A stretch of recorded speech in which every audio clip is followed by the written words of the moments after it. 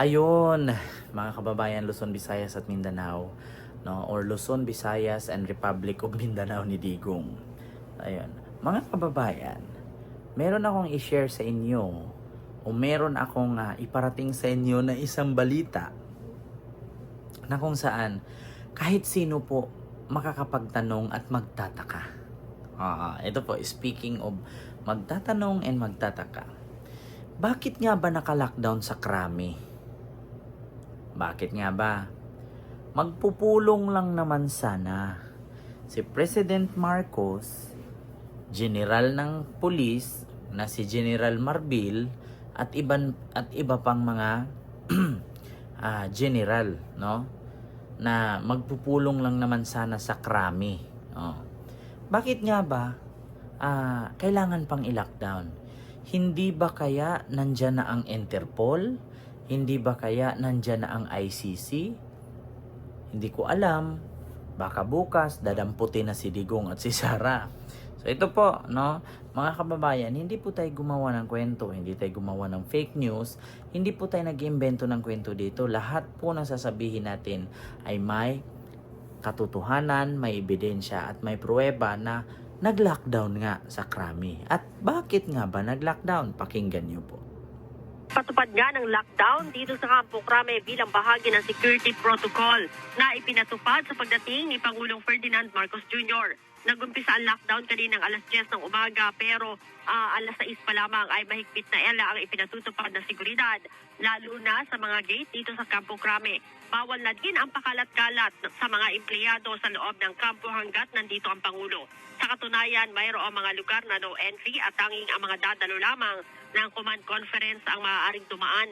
Ang mga serbisyo sa mga sibilyan na pansamantalang nahinto ay ang mga frontline services gaya ng pagkuha ng license to own and possess firearms o yung tinatawag na LTAP, firearms registration, police clearance dyan sa one-stop shop sa loob ng kampo, pagkuha ng lisensya ng mga security agency at ng mga security guard sa SOSYA, neuro exam at drug testing naman sa forensic group at pagkuha ng clearance ng mga sasakyan sa Highway Patrol Group. Ayon kay PNP Chief Police General Benjamin Ocorda Jr., regular naman ang pagsasagawa ng command conference pero ito ang kauna-unahan ngayong taon kung saan ang Pangulo pa mismo ang nagtungo dito sa Campo Crame.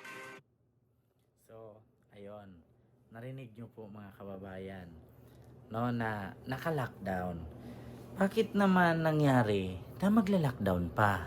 At bakit dumating sa punto or dumating sa pangyayari na ila-lockdown?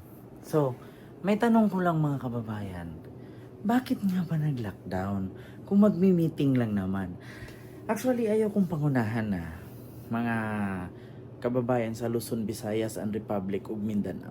Ayaw kong pangunahan pero ramdam ko po talaga na baka lang naman ha, puro may baka yung tanong natin ha. Hindi ba kaya, no? Baka nandyan na ang ICC. Hindi rin ba kaya nandyan na ang Interpol? Kasi hindi naman po pwede na dati wala namang ganyan eh. Na pag pumunta ang presidente sa Krami, bakit naka-lockdown? Oo. Na kung saan naman puro naman yan pulis dyan. At mismong headquarters yan. So, bakit kailangan i-lockdown? Oo. O baka, nako. Sabi ko sa inyo mga kababayan, ito na. Ito na siguro yung umpisa na baka, actually, ano ba ngayon? Friday, di ba? Friday ngayon. Mahirap naman siguro manghuli ng Friday kasi pagka Saturday, Sunday, walang hindi open, so hindi ka makapagpiyansa kung sakali. Kaya hindi natin alam mga kababayan na bakit nga ba pinapa-lockdown ni Pangulong Marcos ang Krami kung magmi-meeting lang naman sila. Baka nga ba nandyan na ang ICC? Baka nga ba nandyan na ang Interpol? Sabi nga ni Pangulong Bongbong Marcos doon sa kabila ng sabi ni Sara na putang ina muli sa Marcos, Bongbong Marcos, Martin Romualdez, putang ina mo, diba? Anong sagot ni BBM nun? Magmura ka lang ng magmura. Antayin mo na lang kung ano yung gagawin ko. Sabi nga ni BBM, sa mga pagbabanta sa atin bilang isang chief executive or presidente ng Pilipinas, yan ay aking papalagan. Nako, sabi ko sa inyo, ito mga kababayan, no, sa totoo lang, kapag nasa power, wag mong banggain. Bakit? Nasa power yan. So ngayon, pag binangga mo yan, malamang sa malamang, hindi mo kayang tibagin yan. Pader yan, binabangga mo. Gawa pa sa bakal. Maliban na lang yung kung pader na yan ay gawa sa simento na kulang naman sa masa, kahit sipain mo, matutumba, mabubutas. Iyan pader. Oh, bukod sa pader, gawa pa sa bakal. Kahit anong sipa mo dyan, kung naka-welding yan at bakal yan, hindi mo talaga kayang tanggalin yan. Di ba?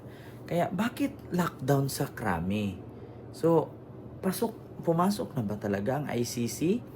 Nandyan na ba talaga ang Interpol? Nako, mga DDS, ito na nga sinabi ko sa inyo, no? Naalala niyo yung sabi ni BBM? Wait lang.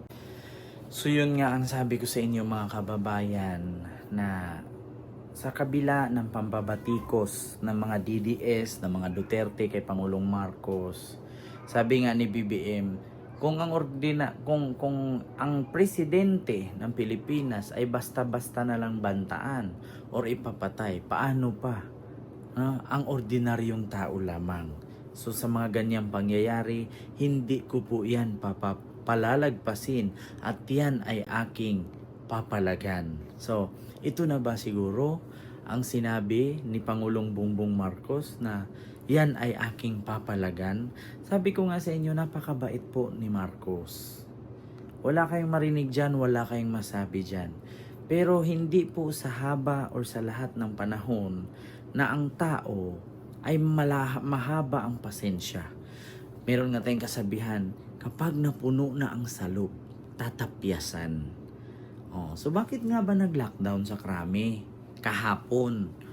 So ngayon yung ating vlog na to. Hindi ko rin alam kung bakit. Pero para sa akin, bilang Marites, baka nandyan na yung ICC. Baka nandyan na yung Interpol. Ngayon sa mga nagtanong, Ken, ano bang gagawin ng ICC? Ano bang gagawin ng Interpol? Simple lang naman uhulihin si Duterte. Diba? Dahil sa extrajudicial killings. Actually, hindi ako nag-imbento ng kwento. Napanood yun naman sa balita sa UNTV na nag-lockdown nga sa krami. Pero napaka-imposible naman po na mag-lockdown sa krami na kahit naman saan, kahit sa Malacanang na lang papuntahin ni BBM yung mga pulis na yan mga general doon na lang mag-meeting. Pero bakit si BBM kailangan pang pumunta sa krami? Hindi ba kaya yan, dyan nila minute up ang ICC? Dyan nila minute up ang Interpol? Naku, lockdown interview. Lockdown meeting. Bakit nga ba naka-lockdown? Pwede naman na doon na lang sana sila pumunta sa Malacanang at mag-meeting. Bakit kailangan sa krami pa? At naka-lockdown pa. Kaya nga sabi ng ilang pulis, first time pong nangyari yan na may pumuntang presidente, naka-lockdown ang krami. So hindi ba kaya naka-lockdown kasi nandyan na ang ICC? Nako, sabi ko sa inyo mga kababayan, lalong-lalo na sa mga supporters ni Digong ng mga didiles. Ano na? Ito na nga sinasabi ni BBM na hindi ko yan. Ang tawag doon? Sabi ni BBM na murahin mo lang ako ng murahin. Paringgan mo lang ako ng paringgan. Hintayin mo kung anong sunod na mangyari. Diba? At hindi ko yan palalagpasin at yan ay aking papalagan. Nako, Inday Sara, hinamon mo kasi si BBM. Duterte, hinamon mo kasi si BBM. Ipadir nga yan. Di ba? Bote lang kayo. Nakapagbote, bato sa pader, basag. Di ba? So yun lang yung aking reaction video mga kababayan. Naka-lockdown sa krami. Nakapasok na nga ba ang ICC? So yun lang. Maraming salamat mga kababayan. And see you next vlog. God first. Thank you. Huwag po kayong mag-ano-ano kasi tag-ulan na. Mag-ingat po kayo palagi. So maraming salamat. Bye-bye. See you next vlog.